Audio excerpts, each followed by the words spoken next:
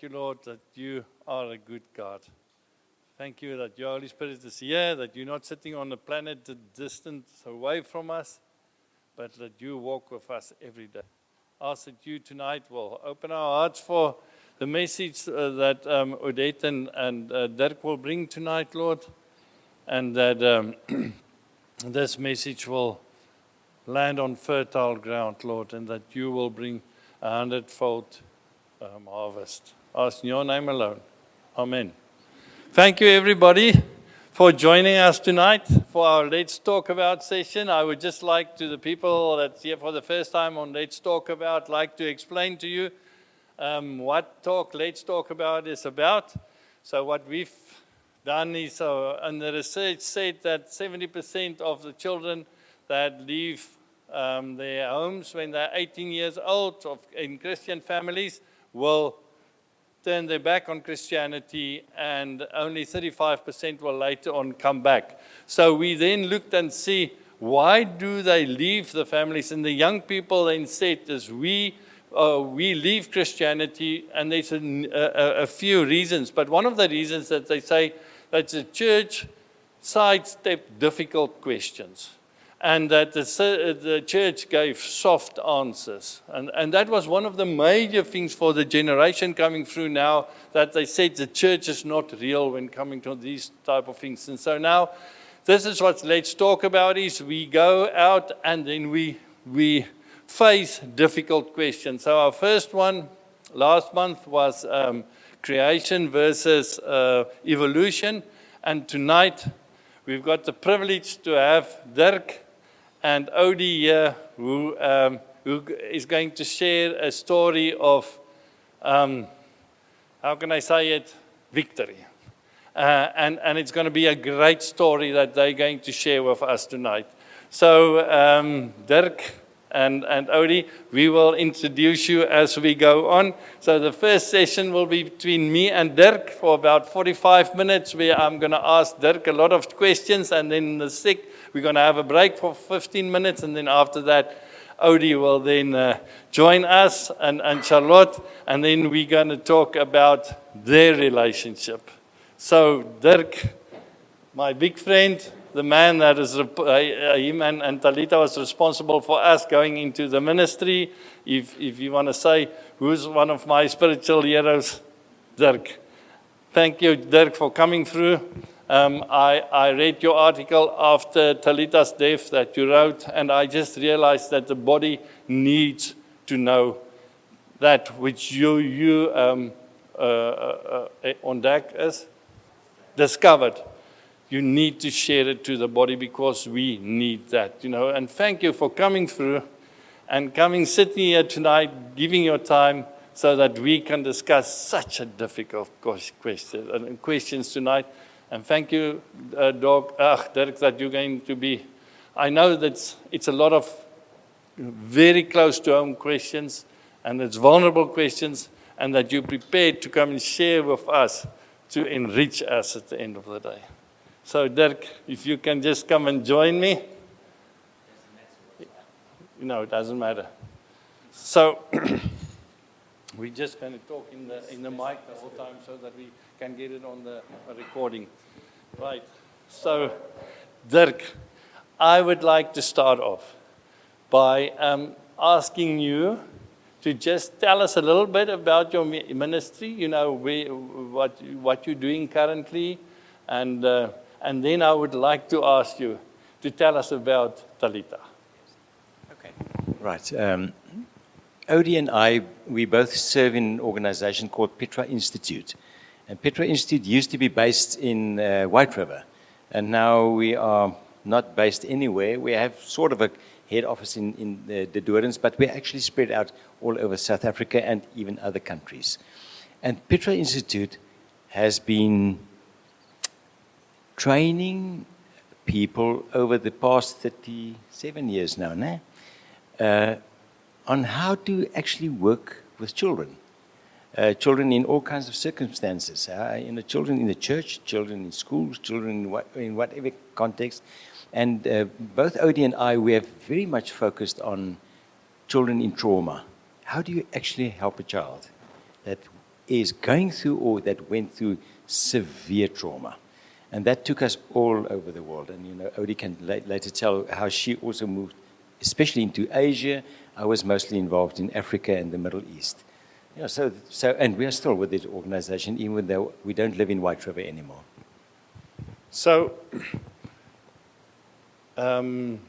you and Talita got to know each other about 44 years ago.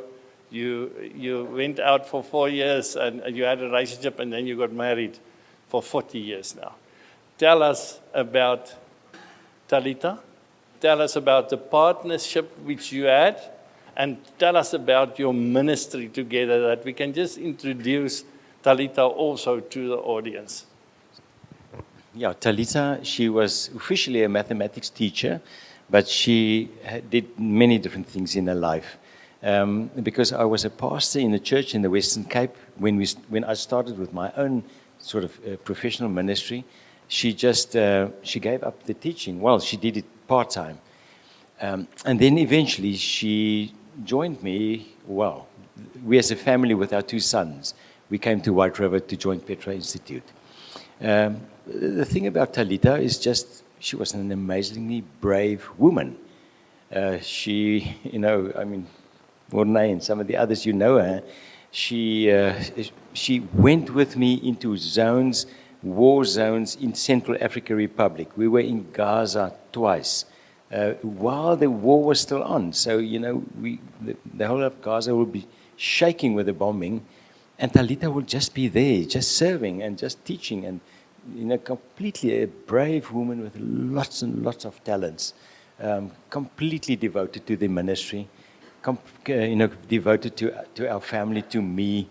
Yeah, a remarkable woman that I had the incredible privilege of sharing 40 years. 4 years before that, she was the teacher in Malawi. That's why it took us 4 years to marry. But just an amazing woman. So I got the photo there at the back. If you can just introduce your family for us. Okay, there. beautiful. Okay, so my 2 sons at the back, the eldest here, Gio and Micha, with their wives and the 2 babies. In the meantime, Micha and his wife Melissa, they also, they gave birth. She gave birth to a baby. So that is the family. 3 grandchildren. Also both of them serving the Lord, liking completely and fully, all of them.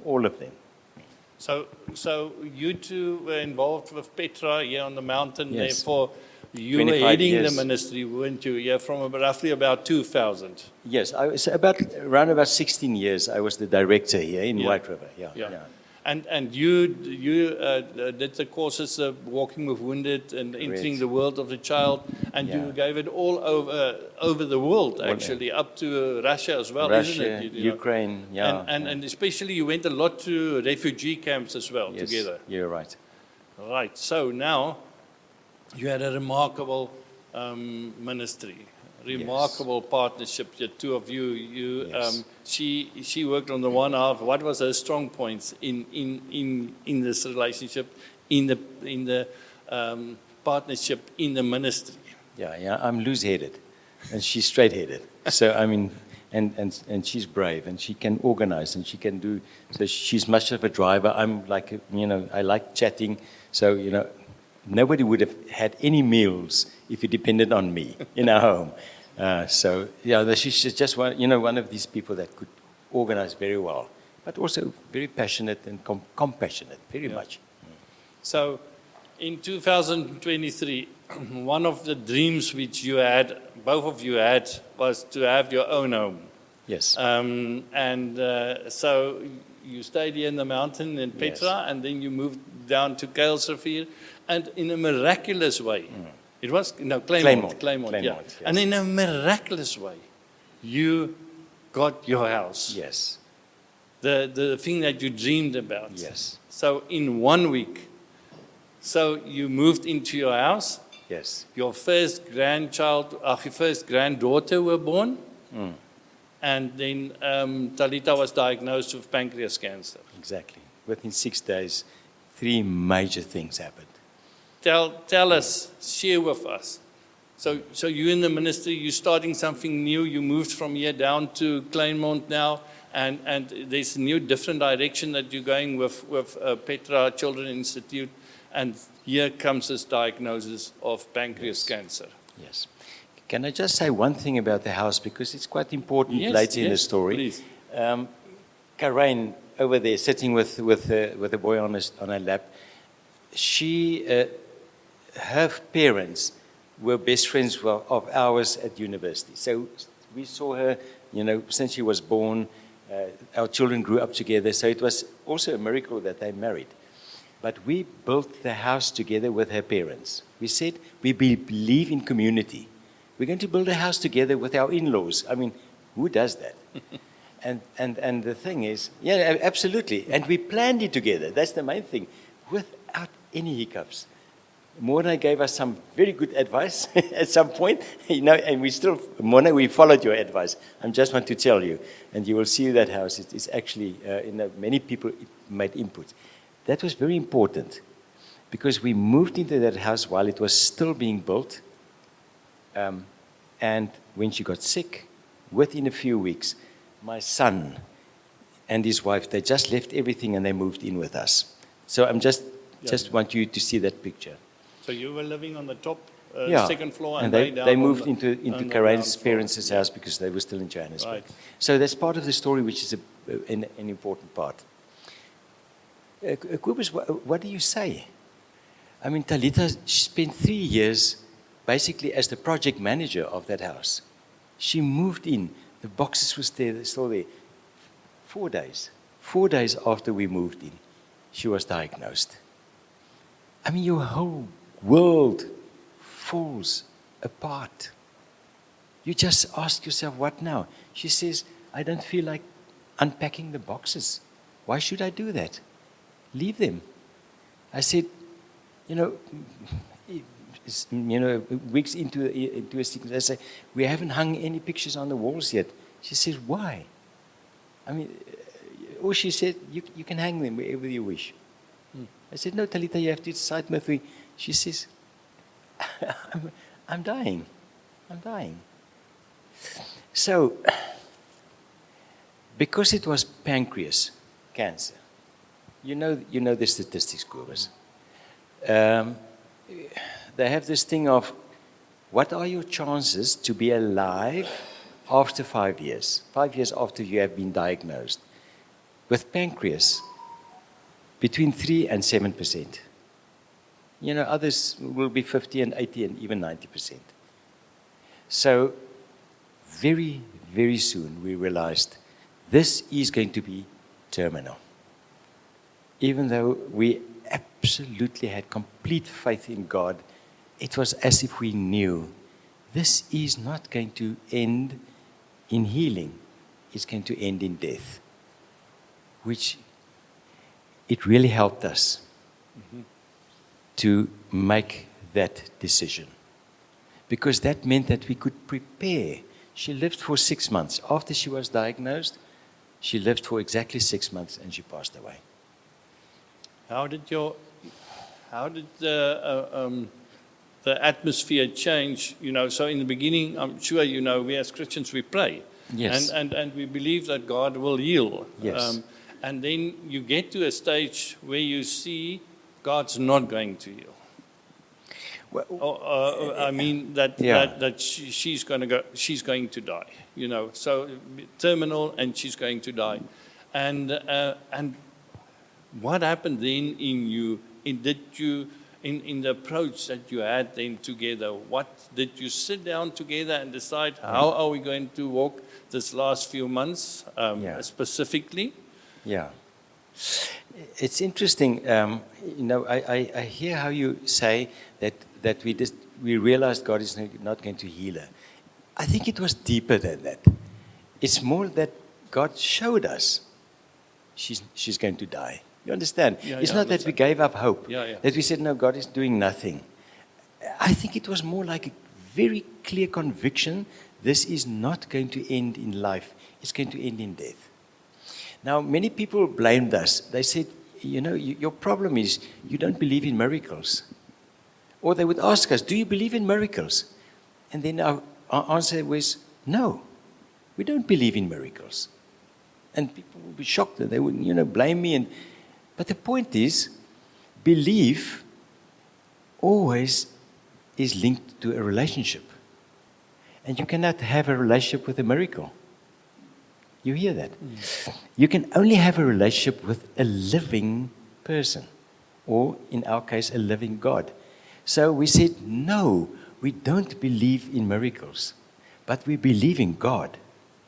And God can do miracles, which is completely different. Because when the miracle did not come, and obviously we were praying for a miracle. We said very clearly, we said, God, we only have one prayer, that Talita will teach that little girl there, Talia is her name, how to bake a poppy seed cake when she's 12 years old. That was our prayer. And we put it there and said, you've heard us. This is our prayer. Nothing else. And God basically showed us, well, Talita's not going to teach her, but maybe her mother is going to teach her. And Karen can bake a poppy seed cake. She's going to teach Talia. So our faith in God was never disturbed because there was no miracle. You hear that? Mm-mm. So for both of us, it was extremely important. We put our faith in the living God, who can or would not deliver a miracle. It will not change us. It will not change our faith. So I think you understand. So we came to this point. She went through all the processes, chemo and all the things, because this is the responsible thing to do. We were responsible in our process. But the chemo just showed nothing is happening, no response to the chemo. And eventually, we just decided the chemo is stealing the little bit of quality of life that she still has. Let's stop it. And with the oncologist, it's not like one-sided. We all just decided, let's have the last 2.5 months of her life, and we live it out fully. So there was, so it wasn't a plan that you had. You lived day by day. Absolutely. From there on, when you realized that, you changed from a long-term vision to a day-by-day living. What was your main emphasis on that day-by-day? Yeah. Can I start by saying that I lived, obviously, fear was overwhelming. Yeah. And I realized the moment that I start thinking into the future, I'm overwhelmed by fear. I'm overwhelmed by thinking, what will happen to Talita? And she also had the fear. What's going to happen to my body? I can see things, and the pain is increasing, and the pain is increasing. And I had the fear of what's going to happen. And then both of us decided, fear cannot determine our lives. We cannot live by fear. We have to live by the opposite of fear. And as you know, the opposite of fear is not courage, because the opposite of fear is love. You hear what I'm saying now? Don't think the opposite of fear is courage. The opposite of fear is love. And we said we are going to love each other. That's the only way we can overcome fear. And we're going to love each other day by day. Fear has no place in our lives as long as we keep on loving. We love the grandchildren. We love the children. We love our friends. And this is what we lived by love. It's the only way that you can go through a time like that. On your friends, then during that, I know you got incredible amount of friends that you built up relationships during your years in ministry. And I know that they supported Talita incredible amount, as for you as well. Yeah. What was valuable from your friends, and what was not wise that they did? The reason why I'm asking this is because I see it when people get diagnosed with a terminal disease, that we're not prepared, or we're not trained to guide them through such a difficult process. We don't know what to do. Nobody teaches us how to do that. And then we either try to run away on the one side, and not face the pain, or say something to make the situation better, but then it ends up something stupid. Yeah. And I've heard a lot of people that say, God is going to heal you. I don't have any doubt about that. God showed me, and then eventually it didn't happen, and there was a lot of soreness after that, heartache. Yeah. So I would like to know from you in that time period, Yeah. what was valuable for you, Yeah. that you can advise us whenever we get into a situation, Yes. how to handle, how to assist, how to encourage Yeah. somebody in a terminal disease. Okay. Kobus, to answer that question, I just want to explain one other thing, because then when I explain this, you will also understand what we discovered about people and people's approach to us. Yep. I said now the opposite of fear is not courage, it is love. But there's another thing that is extremely important. The opposite of joy is not sadness. We normally say the opposite of joy is sadness. But that cannot be true. Because Jesus even said, happy are those who mourn. So how can they be opposites? James wrote, the brother of Jesus, he wrote, consider it pure joy if you go through sadness. So the opposite of joy is something else. And I'll explain that now, because that's important in terms of your question. But can I just say a little bit more about what I'm saying now? One of the things that really, really helped Talita and I is the way that we looked at life. Even before that, but in that 6 months and afterwards, this was extremely valuable to me. And for the rest of the evening, I would like us to come back to that. We normally think of life as ups and downs. We say, I had an up period, and now things are going very well, and then I'm in a down. I go up, and I can see far, and the life has, the vision, the future looks really bright, and then I'm down here in the valley, and it's dark, and I don't know how to deal with it, and then my desire is to get out of this valley as quickly as possible. And sometimes I try to use my friends to help me out, or I use anything to get out of this valley, because I believe God is not here. I have to get out of the valley. God is only there on the hill. I mean, this is a logical way of thinking about life. It's ups and downs. That's how we experience it. But this is not true. Life is not about ups and downs. It's not about happiness and then sadness and then happiness and then sadness. The thing is, happiness and sadness run together all the time. So this metaphor, metaphor of a road that goes up and down, is a very unhelpful picture. It's not helping you. But the moment that you stay, I see the picture as two railway tracks. And then the one track is happiness, the other one is sadness.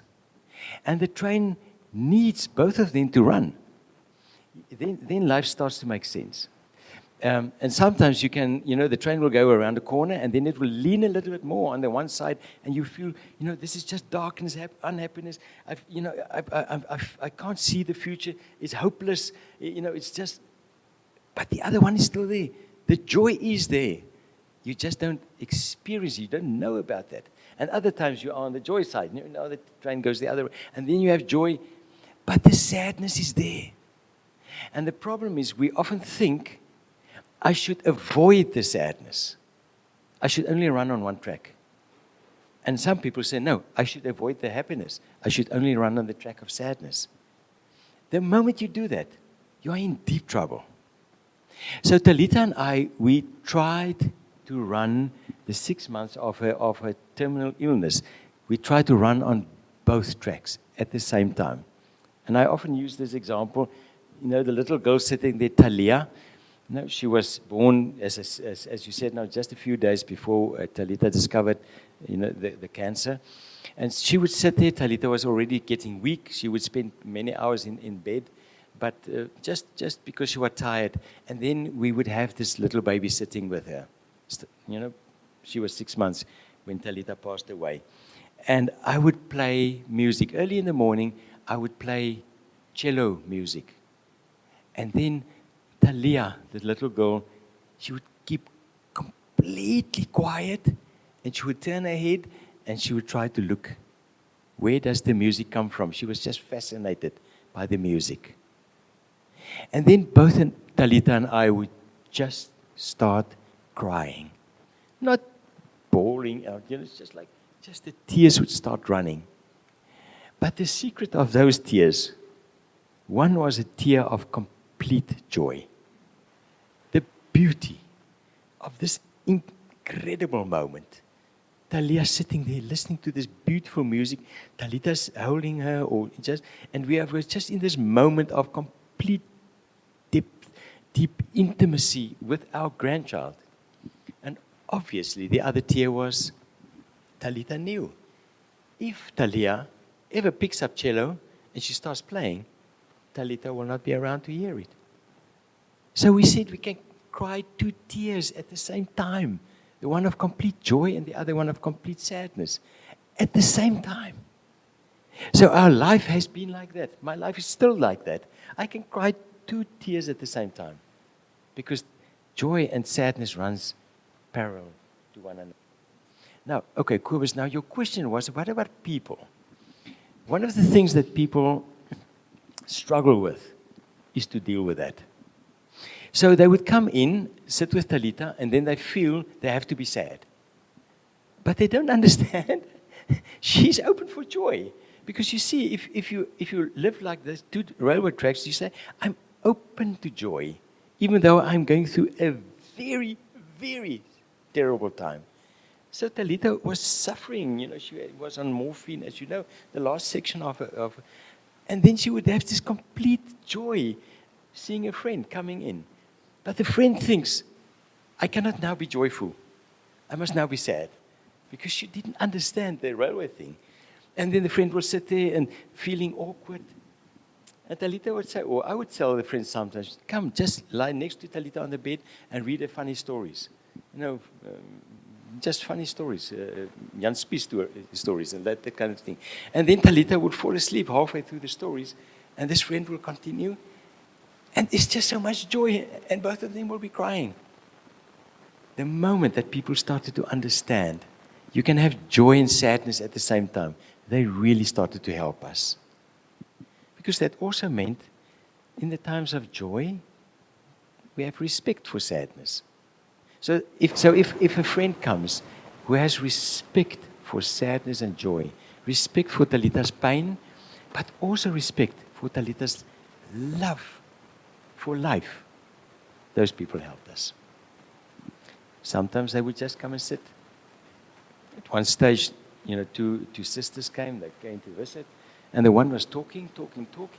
The other one was just sitting there crying, but not the sadness cry, just the cry as I explained now. And afterwards I realized the one who said nothing, who just had a tear running from her eyes, that was the one who helped Talita. Because she felt something of the holiness of this bed where Talita was lying. So I think, Kobus, it's very simple. We are scared of people who die. We are scared. We are scared of people who suffer. We are scared of a guy who lost his job. We are scared of somebody who lost his leg. We don't know what to do. But it's not about what you do. The question is not what you do. The question is, who are you? Who are you in that situation? So if I go to my friend, he went through, let's take my example. He lost his wife. He's broken. He's completely broken. Now I stand there outside the door and say, oh, I wish where the pastor was here. I wish somebody, I wish I knew what to do. That's the wrong question. Don't ask the question, what should I do? The question is just one question. Who do I want to be? Who do I want to be when I step through this front door? Who do I want to be? And I know, I want to be a loving friend. I have no idea what I'm going to do. I have no idea what I'm going to say. I have no idea what are the right words and what are the wrong words. But I do know who I want to be. I want to be a loving friend. And if I focus on who I want to be, I do the right things. It just comes. I'm not trying to preach. I'm just saying this is the deep discoveries that I and Talita made. Talita, while you are dying, the question is not what do you want to do. Talita, who do you want to be? What kind of terminal person do you want to be? And she says, I want to be a person who just pours out love to anybody who can hear that. I just want to pour out goodness, softness. And you remember the messages that Talita sent. Just gentleness and softness. She says, I don't know what to do, but I know who I want to be. Okay, it's a long answer. No, thank you. This is what I want to know. I want to hear your heart in this situation because, as you said, we don't know what to do. And then we try to prevent getting into the situation, And that's the worst thing to do is to stay away, because you can't handle the pain or don't know what to do for that. Yes. Were you scared? What was your the big thing that you were scared when you saw that she was going to die? Yeah. What was the fear that you had to face? Yeah, I think several fears. I mean, I can make a list of fears, but let's just highlight one or two.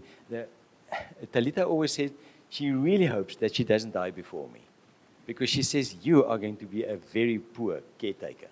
You don't know how to cook. You don't know how to do anything. You're just not going to take good care of me. And when she was diagnosed, I said, this is happening. The one thing that both of us feared. I mean, she could take very well care of me, but I can't take care of her. So that was my first fear.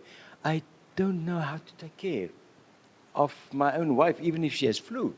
Forget about, dying of cancer. And then, obviously, how on earth am I going to cope once she's not there anymore? My fears of falling apart, my fears of saying stupid things, my fears of hurting her, physically by doing the wrong things, medically, because she was in her home. She never went to hospital. That was one of the biggest blessings that we had. She never went to the hospital. She stayed with us until the night that she died. And Karen and I, we just looked after her day after day.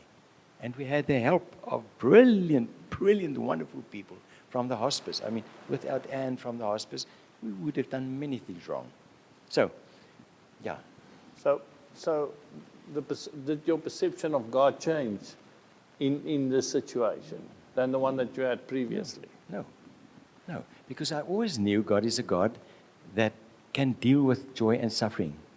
Jesus lived joy and suffering at the same time. So while he was dying, he still had the joy of looking at his mother and his best, his disciple. He had the well, not the gift, but the skill of living on those railroad tracks. He had that. So I knew that same Jesus is now with us, and he understands joy and sadness like I would never understand it. And that did not change. It never changed. I never felt, I don't trust God anymore, I've lost hope. I never felt like that. I always said, I have a very deep understanding God right here with us, up to today. Tell us about the night, your last communion that you had. Sure. Yeah, she died on the Sunday evening, and that Friday, by that time, she was already very weak, mostly sleeping, also very much affected by the morphine. But then the whole family, all of us, we were there, just us. And we asked Micha, because Micha over there, he's the pastor, we asked him to lead us in Holy Communion. And so he broke the bread and he gave it to Yotam, And Jotam, the little boy, and he went around and he passed, he basically shared it like a deacon. So sitting there with a candle, and we propped up Talita. We carried her from the room, and she was propped up against the cushions there. And basically, mostly her eyes closed, but she was conscious. So she would nod at certain points and listen. And then we had this habit that if we break the bread, we would say, "This is the body of Jesus. It's for you." And the same with the wine. "This is the blood of Jesus. It's for you." And so Jotam gave her a glass. We were not sure if she would be able to swallow or anything. But when he gave her this little tiny glass of wine, she opened her eyes, and she had beautiful green eyes, beautiful eyes. And she looked straight at me. And she said with a very clear voice, "Dirk, the blood of Jesus is for you. It's for you. It's for you." And she gave me the glass, and she closed her eyes. That was basically the last thing that she said. After that, the last 2 days, the Saturday and the Sunday, she was mostly in a coma.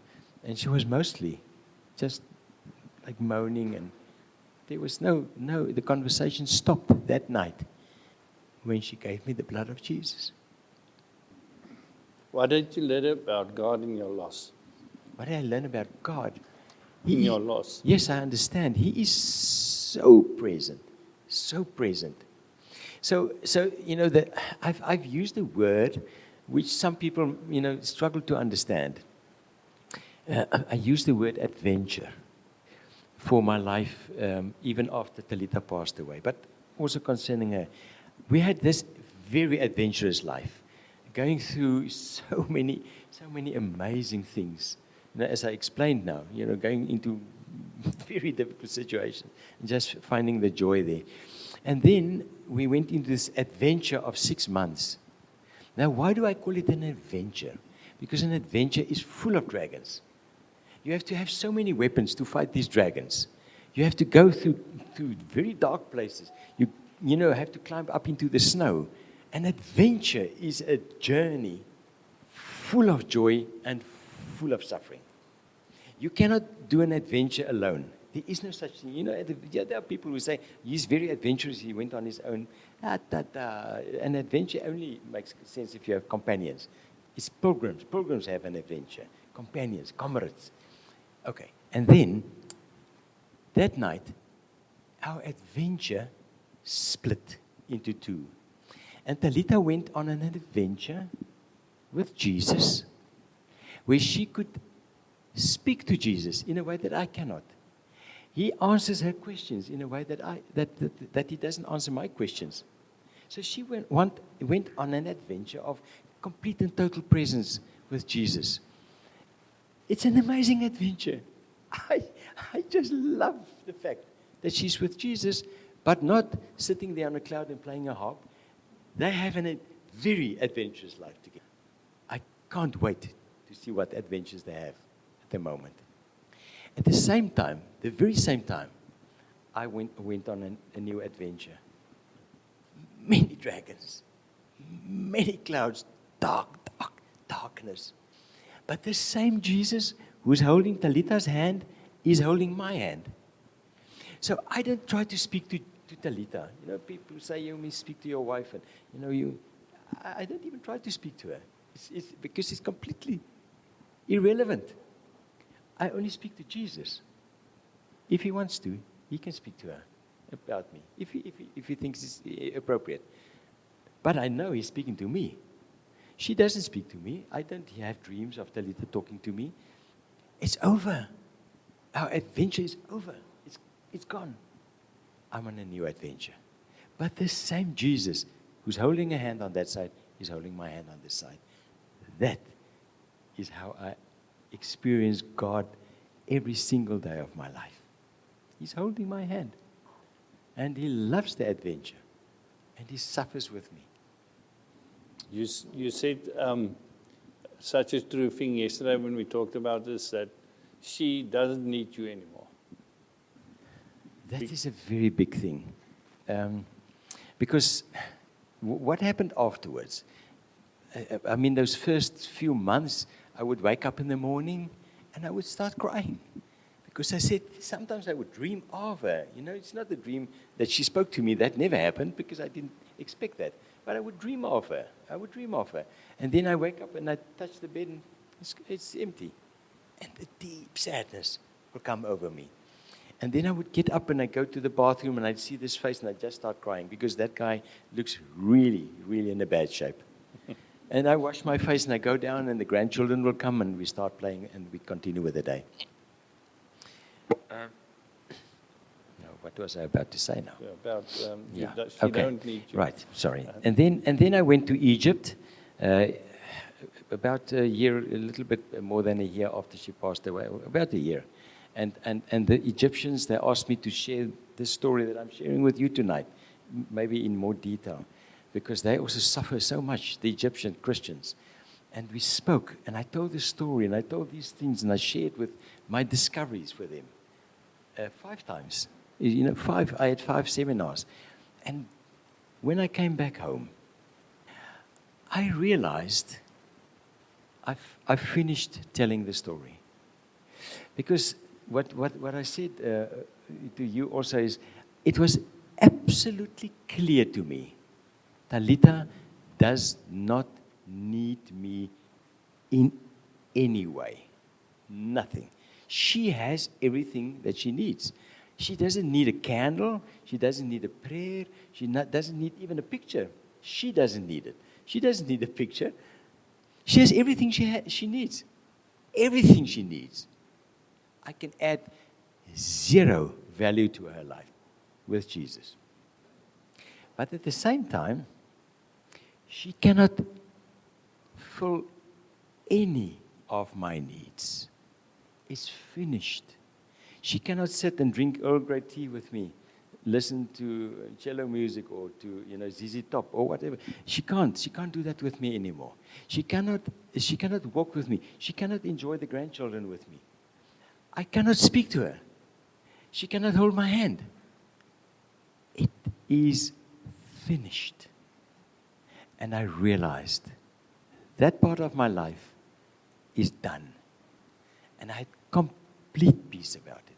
Complete peace. Say, Lord, 44 incredible years. This woman made me who I am. She's the mother of my sons. But it's over. It took me a year to get there. I think some people take much longer. In my case, it's just because I spent so much time thinking and praying about it. Maybe that's why it's over. And then I could say, Lord, now my life can continue in any direction that you send me. I'm completely open for the new story. The old one is gone. Thank you, Dirk. Now we're going to have a break. And we're going to talk about the new adventure. And Yes. we're going to talk about the new story. Yes. And I'm looking so forward to the second session. Yes. So we're going to break for 10 minutes. We're going to have a meal. We're going to eat something, drink coffee. And then we're back here. And then we have Odie here, who's got an incredible story as well. Thank you. Thank you, Dirk.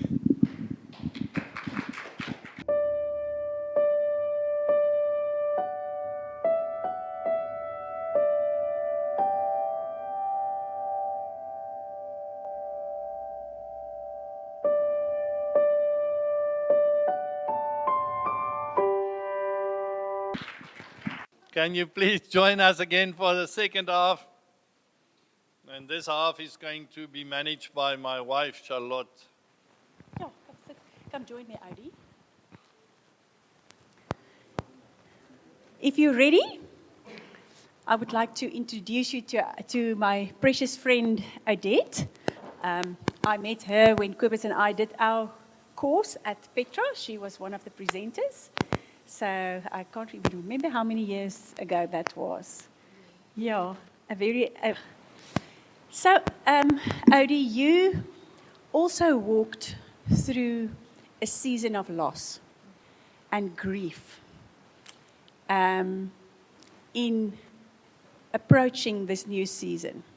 Take us through your season and the losses that you experienced. Where did that happen?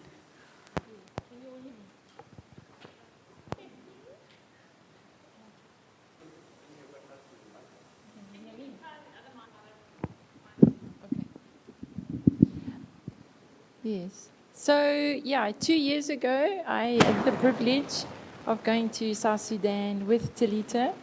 It was a beautiful time, the two of us there together, and we were meant to go to Mongolia together at the end of the year. That's when she was diagnosed with cancer.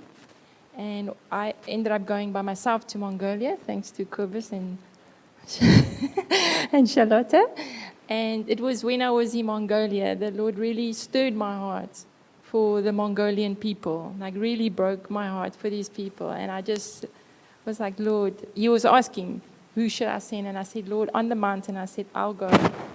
So we started the preparations for me to go to Mongolia.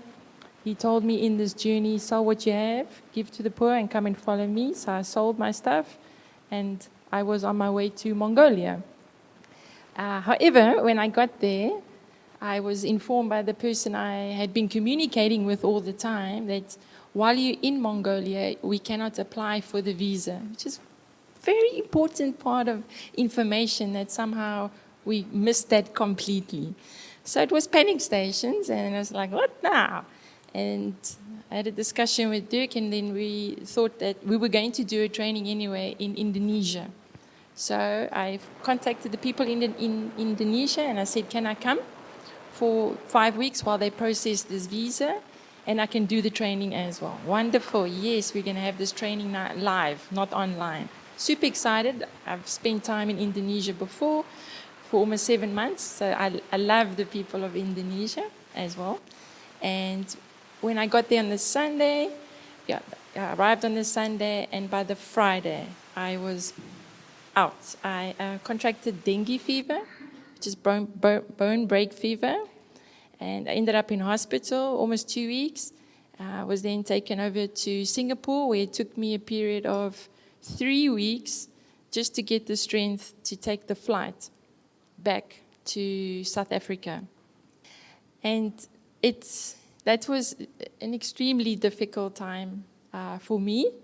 I had planned a whole trip with my sister and my nephew. We were going to travel on my way to Mongolia. We were going to go to China. We were going to go to Mongolia. They were coming with me into Mongolia. I feel like I should take this thing off.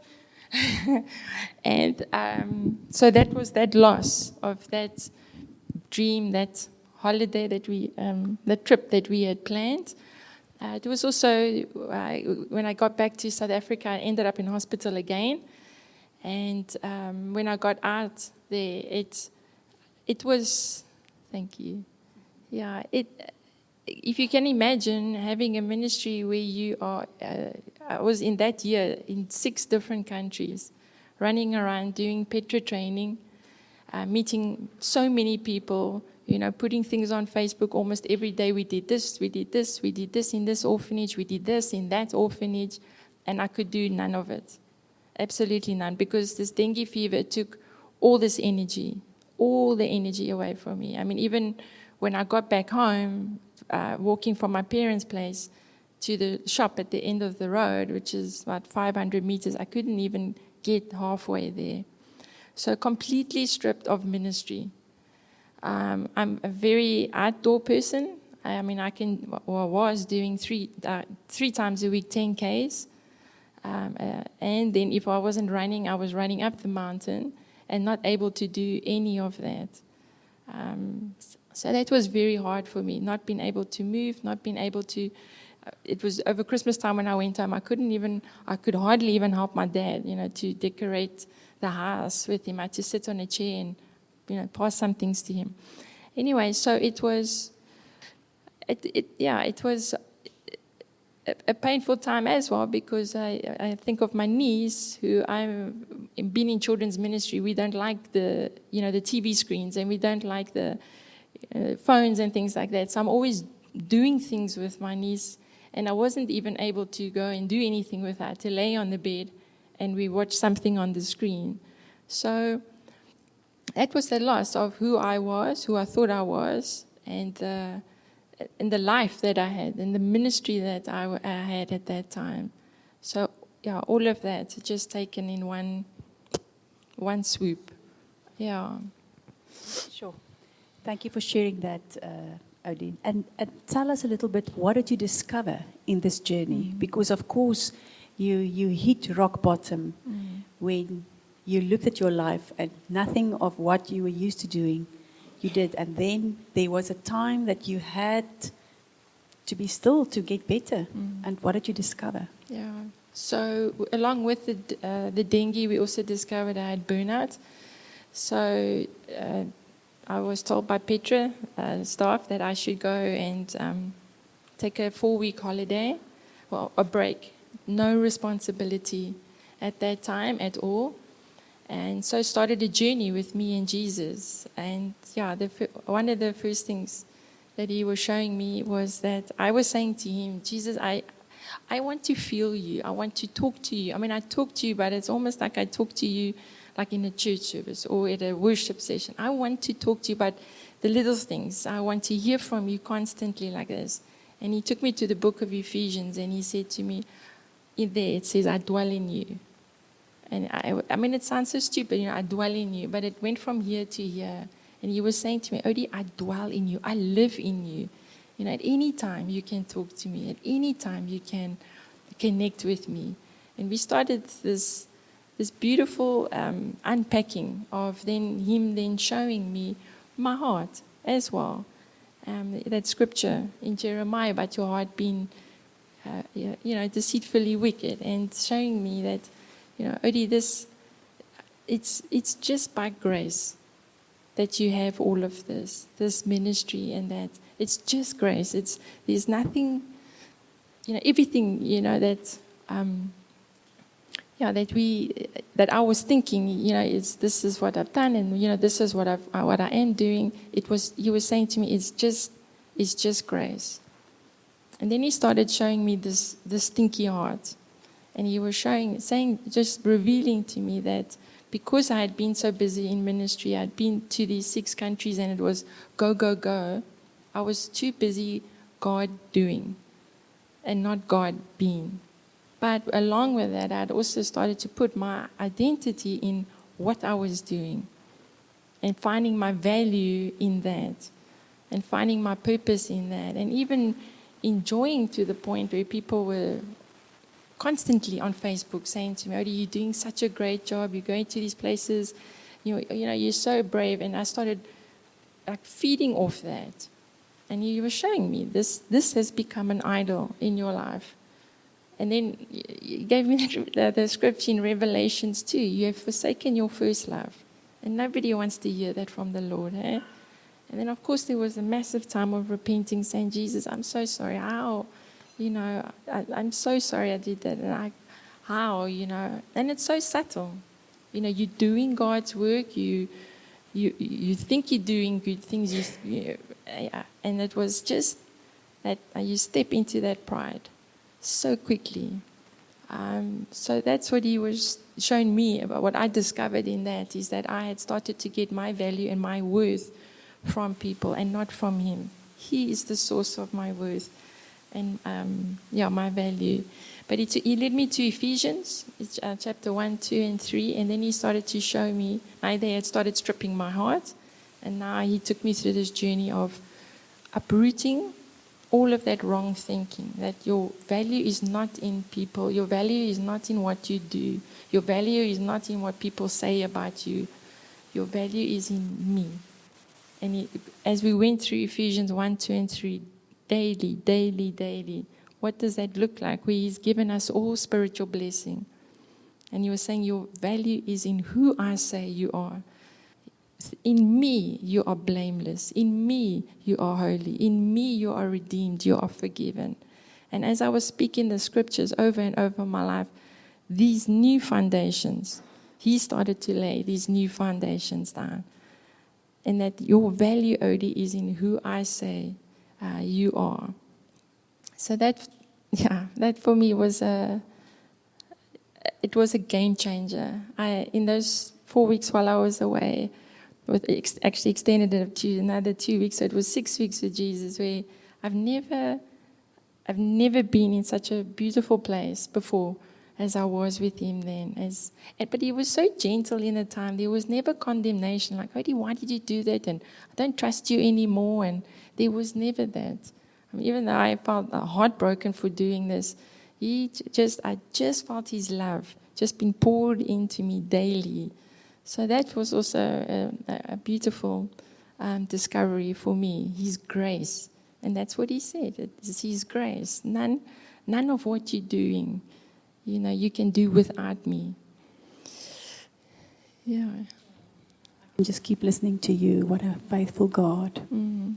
Now, of course, Odie, looking back, you know that the Master was overseeing everything. Yeah. You didn't know what he was working towards. But tell us, what did you discover? What was put in place for your new season that was approaching that you didn't even know was approaching? Yeah. What did God put in place for you? Yeah, so once he started working with me and my heart, he then started working in the relationships around me. But again, showing me my heart in that. I was at a worship session with this other ministry that I'm with, and we were having a time of prayer. And the lady who was leading it, she said, we need to pray, need to forgive the people who've hurt us. And then her husband was saying, no, but we also need to ask for forgiveness where we have been unloving or unforgiving towards people. And then I started praying and saying, okay, unforgiving, unloving. And immediately the Lord showed me, you've been unloving and you've been unforgiving towards your parents. And I was like, but Lord, look at what they've done. Look at this rejection. Look at this emotional abuse. Like justifying my behavior to the Lord. Saying, well, they want to reject me. I just will reject them. He's like, Odie, you've been unloving and unforgiving towards them. So, of course, immediately then repenting and saying, Lord, I'm so sorry for that. Please forgive me for that. And just like that, the Lord turned this relationship around. You have to understand that this relationship, I want to say relationship, it wasn't really, but it was horrible. I mean, I was explaining to them last night during COVID, 3 of us were living together, but we weren't even talking to each other. So it's constant emotional abuse from them. And I remember it was so bad, I can tell you, I was hiking one day and the thought came into my mind, it would be so easy for me just to step off this mountain right now because it was just so bad what was going on with them at home. And he turned that around in an instant. Where for the first time in 49 years, my parents and I actually started talking to each other and even joking with each other. I mean, even my sister in Australia, when I was sharing with her, she was like, what has happened, to you guys? Because she's walked the journey, she knows. But looking back now, to answer your question, the Lord had to repair that relationship because had he not, they would not have received Dirk. Because I know my mom, she would have said to me, he's too old, it's too soon, and he's going to hurt you. Because, anyway, so, I mean, I could just see this conversation happening. And the night I went to go and speak to them about Dirk, it was the most beautiful conversation I ever had with my parents. They didn't attack me, they didn't judge me, they didn't criticize me, because there was always a conversation. It ended up just them shouting at me. And to the point where after the conversation, I went for a run, and I came back, and my dad had bought this bouquet of this blushing bride flowers, and he had bought a non-alcoholic bottle of champagne, and he's never done that, ever, for me in my life. So I really stand in awe of how he was putting that relationship into place without me even seeing all of this when it happened a couple of months prior to that. Even with my brother as well, that relationship as well improved very much. Where we could also start communicating with one another. That was the one area. Yes, very grateful for that one. The other important one was the way I was explaining about my identity, because the Lord had to come and to free me of that, like where I'm not finding my purpose and my value in people, where I know that now because of the foundations He laid down.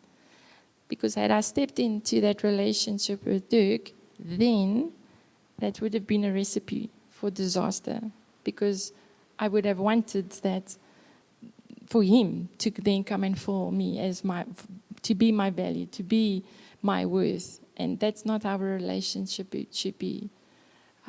So if I again think back to it, how the Lord then also, started, He had to heal that, He had to clean that up and set that straight, in order for me to step into this relationship, knowing whose I am and who I am. Yeah.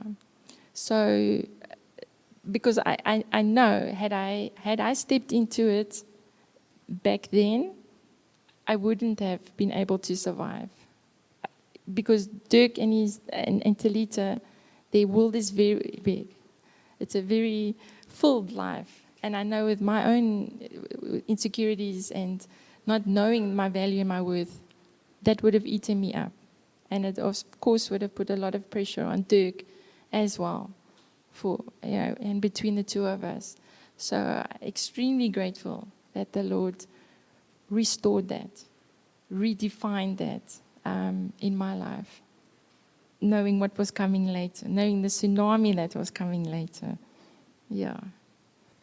Well, can I ask Dirk to come and join us? And then Kobus, will you take us through the next chapter?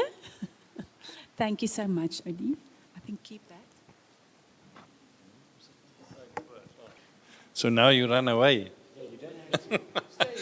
Please, come sit there. Right. So it's incredible, your story, is how God worked in different levels in your life, and you didn't even know that Dirk was thinking about a possible relationship at that stage. You didn't even know it. But God already knew that He's going to bring Dirk in your life. But you had to be prepared for that season, as He did with you, where you had to go through that same thing and know that there's a new adventure lying. So now let's talk about the relationship. So now you shared with us as well that you thought, that you're never going to get married. So that, and that you buried that. If you can just share with us how you did it. So I was at another worship session, and we were just obviously praying and waiting on the Lord. And the picture that He gave me was that I had put this whole idea of love and being married and all of that into this box. And it was on the shelf, and I had even stamped it, expired.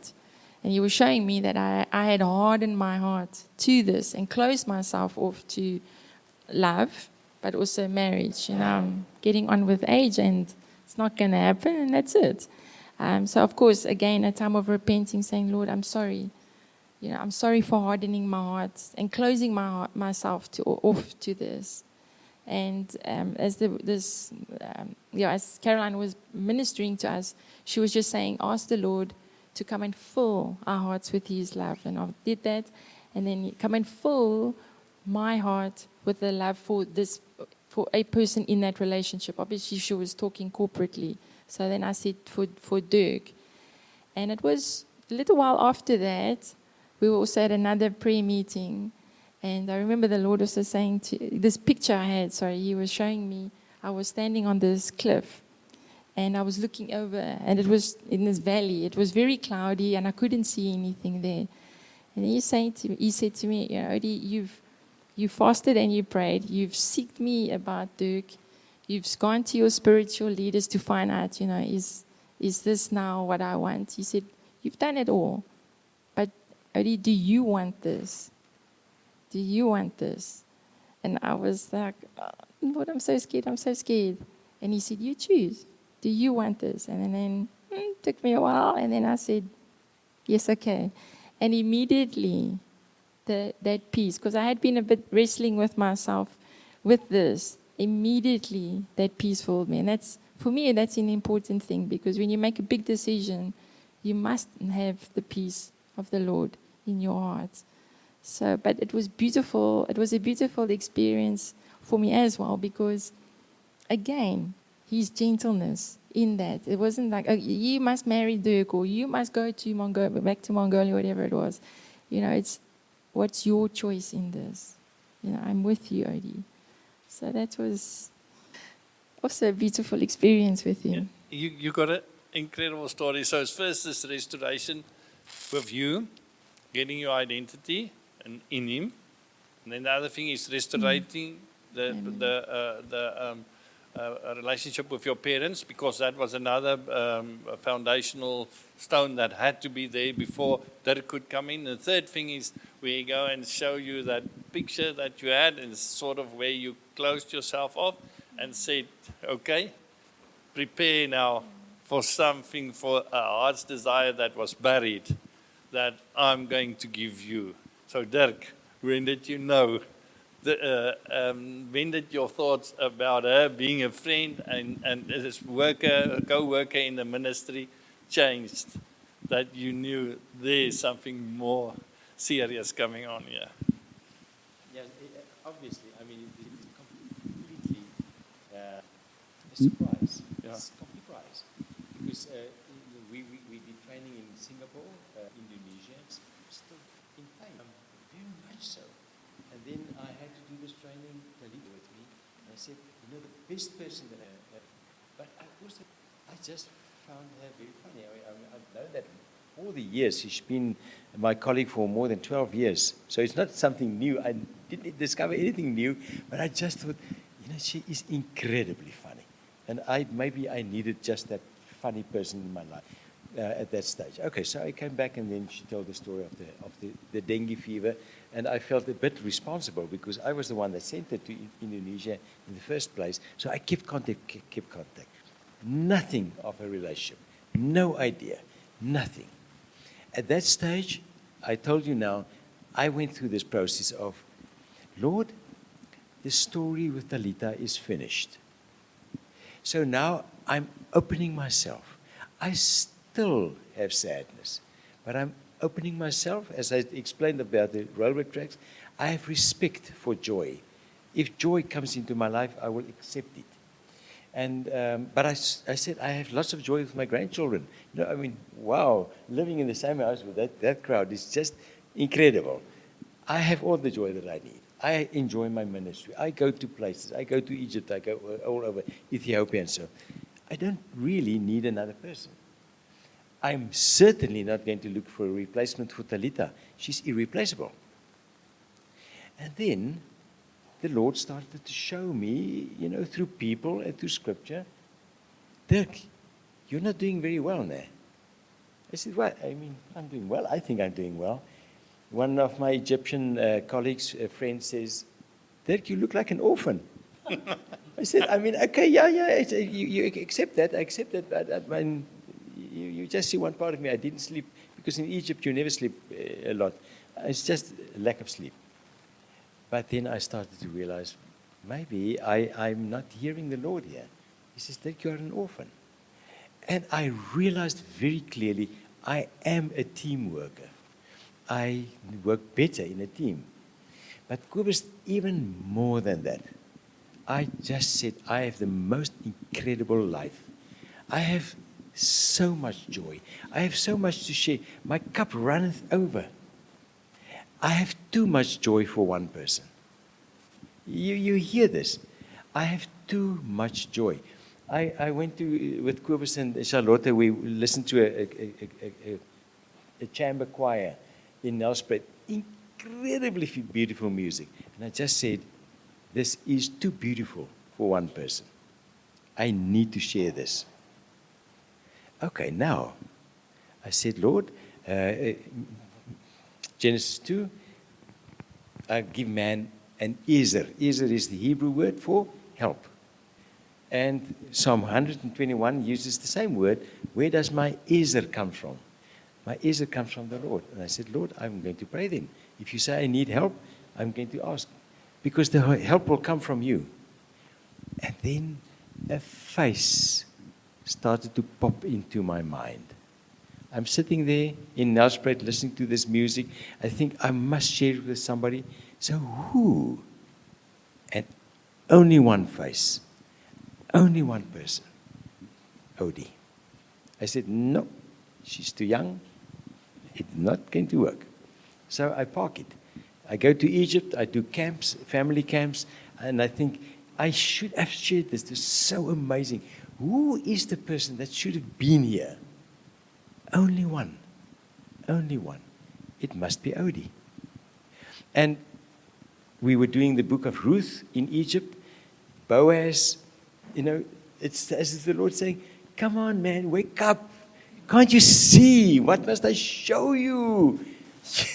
Boaz was this old man and then Ruth was this beautiful young one. And come on, even different cultures, Afrikaans and English, What must I tell you?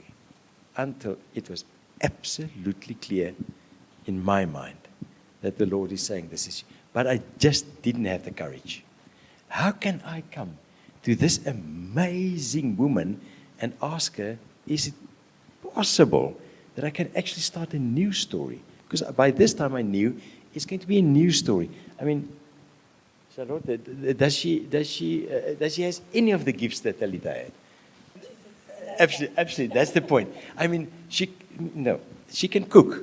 But normally we forget about cooking, so about 3 o'clock in the afternoon we say, are we going to have rice cakes and bovril again? We said, rice cakes and bovril. That's our lunch. It's just because her mind is not on that. So there's no way that Odette is a replacement of Talita. She's a completely new story. Completely new story. Completely new chapter and an incredible chapter. Because this is an incredible woman. She's incredible. Her courage. Okay, let's not start there now. I can just continue talking.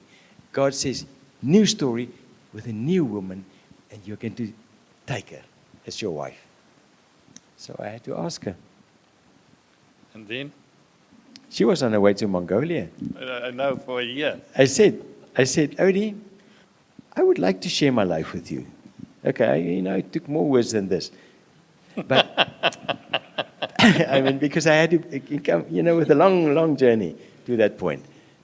So you go to Mongolia for a year, and you pray about it, and you think about it. Come back after a year, and then you tell me what you think. She was completely shocked. She can tell that part of the story herself. And then she said, I don't think I need a year. Just give me 3 days to pray with her, to talk to the Lord. And she already told that part of the story. It is scary. It is scary to ask somebody like her. It is scary to think I'm going to start a life all over again. At this stage of my life, you don't start all over again. Especially not with somebody. I mean, she ran a 21 Ks 3 weeks ago. I struggle with the park run. It's just, what an amazing adventure is starting now. So when he asked you, was it a surprise? Shock. Wasn't he your boss? Yeah, my leader. Yeah. Wow, partly. No, it was. Yeah. And from your side? Yeah, so like Dirk said, in the beginning, we were just work colleagues. When I got sick, that was all we spoke about, the recovery, what's going forward. And that took 10 months to recover from that dengue and from the burnout. During that 6 weeks' time that I was having with the Lord, I did notice our conversations were so much not so, well, yeah, of course on the health and the recovery, but it started leaning out towards what do you like, what do I like, da-da-da. And I noticed also we made some opportunities when he was going to Egypt or Ethiopia. I would meet him for the coffee at the airport, but again, not thinking that this was going to happen. In fact, I mean, I was feeling like I really like this guy. He's very funny, and we get on so well together. But I remember thinking at the same time too, Odie, don't go there. He's grieving, and that, of course, that takes a long time to get over, and there's no ways at all that he would be interested in me. So just forget about that. Park that. That's it. Not happening. But at the same time, Dirk had shared in one of our devotions, that he is lonely, and that's hard for him. And I remember the one day he asked me to go watch this show, and then I was thinking, now why must I go now? Because there's some other colleagues you can ask. And then I thought, shame, he needs. Maybe he doesn't like going to the show by himself, and maybe he's lonely, and poor guy. Let's go. Yeah. But I enjoyed it very much, and of course, so like I said, the more we were talking, the more I enjoyed it. But with this mind, that's just no, it's not going to happen. That's it. Just be his companion. But I do remember once I was preparing for something, and I went to go and speak to Dirk about it, and I just felt very safe sharing my heart with him at that time. But not thinking, just thinking this is really a great guy, but to share your heart with, and a close friend. So he had gone from boss leader to a good friend of mine. I mean, when he did ask, that did shock me, because I asked him why. Why me? I mean, there's many other ladies that would suit this category, who know how to cook and know how to organize and are as intelligent as you, and as he explained about how he was, always seeing me and in that, and that made sense, because I was wondering, why is this guy sending me these pictures and these videos in this journey? But as he shared now, it was because he wanted to share that with me, so that made a lot of sense. But So now you're getting married on the 11th of April. You're engaged. New season, new story. Yeah. What do you see? What do you see, Dirk? What do you see in the future? Yeah. What does that hold in for Yeah. you too? Yeah. I often use the word growth, because I grew for 40 years with Talita. The 6 months was an incredible time of growth as a person, growth in my relationship with God. I just grabbed onto the growth. I said, I can't waste this 6 months by moping and staying in fear. I have to learn as much as I can through this suffering that I go. The year after, I just said, I need to grow. I want to keep on growing. And when the Lord showed me, you're going to marry Odie, I knew this is going to be a season of growth. I mean, like in immense growth. But the beauty of it, we are not even married yet. The growth that already took place in me, just in the past 6 months since we started, is incredible growth. I can't wait to see the growth in me, but obviously in us. I know Odie is going to grow. She's going to grow spiritually, but I'm going to grow spiritually, socially, relationally, emotionally. I can't wait to see the growth. I never, ever want to stop growing. Okay, that's my part. Your part. We're going to close off with your part. It's been interesting, because just to back it up a bit there, when I was in the hospital, the Lord said to me, I'm going to make it new, when I got the dengue fever. But I remember at that time just thinking, this is just the organs that he's going to make new, because they were quite impacted by it. But now, he's made me new, he's made my relationship with my family new, and now it's this new journey, something I never saw or thought or imagined, with the person I never thought or saw or imagined. And it it's a super exciting new adventure that Dirk and I will go on. And we, of course, we look very forward to this adventure, to be doing training with him in Mongolia eventually. And we'll go to Malaysia as well. But to have this companion now alongside me, and not to do this ministry work alone, I look very forward to. Yeah. What an adventure, huh? Yeah, what an adventure. What an adventure. I'm going to bring you back in 6 months' time for a whole Saturday. So now and then we got the Saturdays. Because your story is too short to share in an hour and a half like tonight. But it was such a delight listening to you. And I want to thank you, both of you, for just coming here and just being yourself, opening your heart, talking hard stuff, deep-seated things that you experience and sharing it with us. And what a privilege. And we want to say thank you for that. But we are so excited to see the new adventure and the new season that's going to come. Yes. So in 6 months' time, we're going to talk again. Yes. And then you're going to tell us about the new season. So that is now episode 2 that's going to come. So we're going to get you here in September, October, and a whole Saturday morning that we can just talk. And the big thing is questions. We can't get to questions tonight because of the time, But I'm sure there's a lot of us that would love to spend more time with you too. Yes. So we're going to pray for you. We're going to pray for your marriage. We're going to pray for your ministry together. We're going to pray for this adventure for you. And we just want to thank you out of our hearts for tonight and sharing with us. Right. Let's pray for you. Thank you, Lord, for tonight, for Odie and for Dirk and their honesty, Lord, and just sharing with us their hurts and their excitement, Lord. And we want to ask you tonight, Lord, that you will bless Dirk and Odette, Lord, that your face will shine upon them, that you will go out in front of them, that you will protect them from all sides, Lord. That this will be a marriage that will have joy in the middle, Lord. That they will grow together, that they will laugh together, that they will cry together, Lord. But that you, not only in their marriage, but also in their ministry, Lord, that you will use them mightily and that they will fill mekaar on, Lord, from Odie to Dirk and from Dirk to Odie, Lord.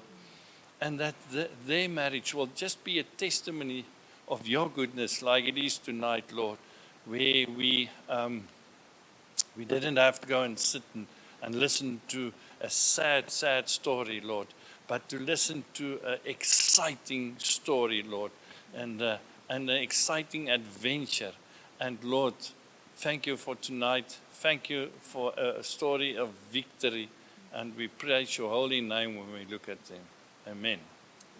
Thank you. Thank you for tonight. Thank you for everybody joining us. Thank you, Yaku, for the cameras. We really appreciate you. If there's foods and coffee left, please come and join us there still for a nice coffee before you go home. And thank you for the Coetsee again for getting everything ready beforehand. We really appreciate you as well. Okay, thank you.